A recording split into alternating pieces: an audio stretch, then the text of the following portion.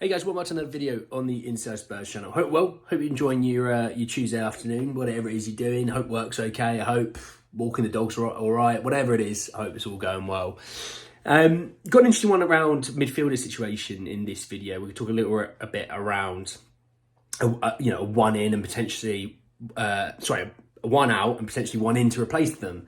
There's a few factors obviously that come into these decisions that do depend on the certain moves in regards to this. So we'll talk about the potential, the avenues that we could be going down, and kind of just giving you, I guess, some devil's advocate to a lot of things. So let's talk a little bit around the situation on the out, because I think the out kind of, I guess, plays the biggest impact on the in, really. And this comes from Gazzetta dello Sport, who, Højbjerg has been linked to two different teams in the Serie A in the last sort of few weeks, but they've come out and said that Tottenham plan to sign a new central midfielder in January should Pierre-Emile Højbjerg be sold. The club are aware that they will be without Pape Matar and Yves Bissouma as they compete in the AFCON.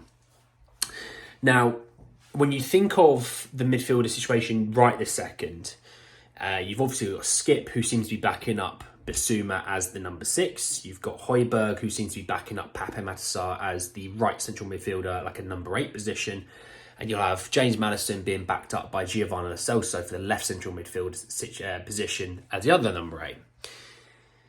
That's the current situation. Now, we've got, obviously, in my opinion, I've said it so many times, I'll continue to say, our best midfielder to come back. And he's, every week he's getting that little bit closer. He's training a little bit more and more with the first team. He's not in full-on training with the first team, but he's doing warm-ups. He's participating in the first initial part, which is a really good sign. And he's desperate to play and train with the first team, which, again, another good thing to see. And that's obviously Rodrigo Bentancur. If Højbjerg was to go, I would, in theory, think that Bentancur would go into the other number 8, into that number 8 sort of position. Him battling out maybe Pape Matar, right? Because obviously I think when you look at the balance of the team right now, you've got Bissouma, who kind of tries to progress the ball into Pape Matar, into a James Maddison. Maddison's obviously the very creative midfielder there, who kind of makes things work going forward. But you've got the other number 8 who does a bit of the Bissouma work, of defensive work, but you also do a little bit of the attacking positions, and you'll find he's more about getting into the box and things like that, which, to be honest, Bentancur, link-up play-wise, you would say he's much better than Pape Matar. Now, that, again, he's not going to be really firing all cylinders until the end of this month, maybe into the middle of next month, talking November time. So he's going to have about a 6-week period before we hit the January transfer window to kind of show how he's been progressing. Now, we're fortunate in this regard, in a way, that we've got international breaks coming up where it's just going to give him that opportunity to catch up fitness. Whilst the season's on pause, it gives Rodrigo that time to kind of get fit, get time to not catch match fitness, but catch training level fitness, which then in turn will allow him to then catch match fitness. So before you know it, he will be in the situation. And I think the way I would look at it is I'd go, look, well, we've got Bentancur perfect for the midfield in that number 8 role with Pape Matar. And I don't think Bentancur should come straight back into the team. He needs to earn his position back, which is a beautiful thing. And I doubt he's going to expect to walk back into the team. If we think about the number 6 role I think is more important, because if Bissouma gets injured, you're not wanting Skip or Højbjerg right this second even try and dribble out from the back like Bissouma does. They haven't got the finesse, in terms of when they're on the ball as well. So I think that's the position that Spurs should be looking at more than actually the two number 8s. Because I think Skip is a defensive-minded number 6, whereas Bissouma does actually drive forward with the ball when he is pressed. And, he does break lines of press. He does get balls into... And this is the big thing, plays the ball forward. Højbjerg and Skip don't really do that. They're like sideways and backwards, try and keep their pass accuracy up. Biss will take a risk.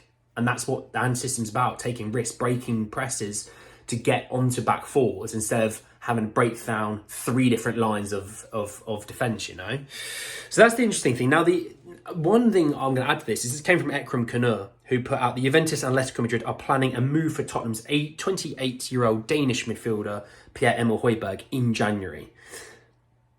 We know that Atletico were very interested in the summer, and they were talking about loan with an option to buy, you know. Juventus in the Serie A, I know it's quite difficult with the old financial fair play. Do they have the opportunity to give an obligation? I think at the end of the day, Spurs don't want to have this option lark. We do too many loan deals with options. We really do.